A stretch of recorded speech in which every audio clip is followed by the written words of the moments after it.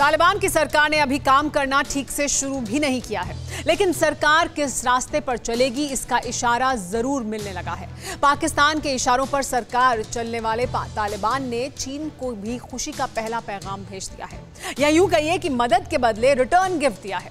अब आप सोच रहे होंगे कि तालिबान भला चीन जैसे शक्तिशाली देश को क्या दे सकता है। तालिबान ने दरअसल चीन की उस चिंता को खत्म करने की कोशिश की है जिसकी वजह से चीन तालिबान को शक की नजर से देख रहा था। अफगानिस्तान की जमीन पर मौजूद ऐसा ग्रुप जिसका हुलिया और मकसद दूसरे आतंकियों से बिल्कुल अलग है। ये आतंकियों की तरह ही हथियार रखते हैं, ट्रेनिंग लेते हैं, लेकिन अमेरिका इस ग्रुप को खतरनाक आतंकी संगठन नहीं मानता।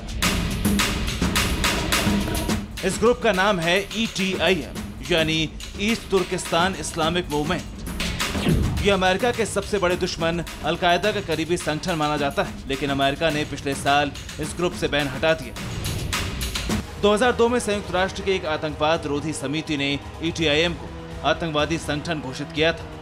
ETIM पर अल-कायदा, ओसामा बिन लादेन और तालिबान से संबंध रखने का आरोप लगाया गया था। अफगानिस्तान में तालिबान के कब्जे के बाद से ही चीन इसी ग्रुप को लेकर तालिबान से डील कर रहा था। तालिबान को खुश करके जिनपिंग ETIM पर शिकंजा कसना चाह रहे थे।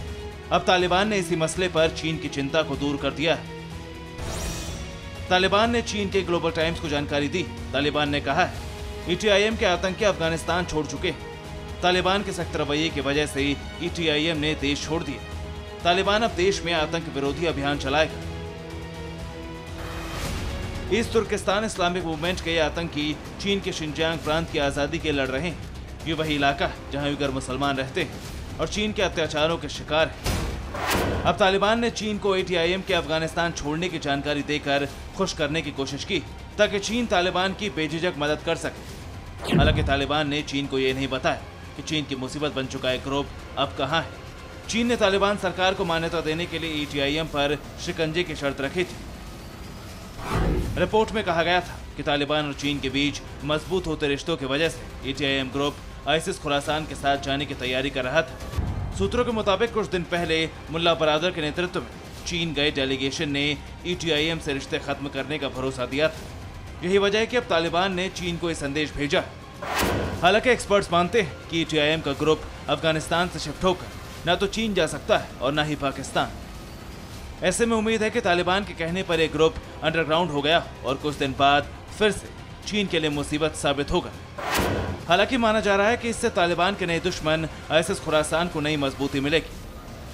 तालिबान अल-कायदा की मदद न करने का भी दावा करता है, लेकिन अब कई बार ये साबित हुआ है कि तालिबान अल-कायदा के साथ है। तालिबान चाहता तो ETIM के लड़ाकों को पकड़कर चीन के हवाले भी कर सकता था, लेकिन तालिबान ने ऐसा नहीं किया। ऐसे में तालिबान का दावा सिर्फ चीन के लिए राहत की खबर है। ग्रुप से खतरा खत्म नहीं हुआ है। Bureau report, TVN Bharatvarsh.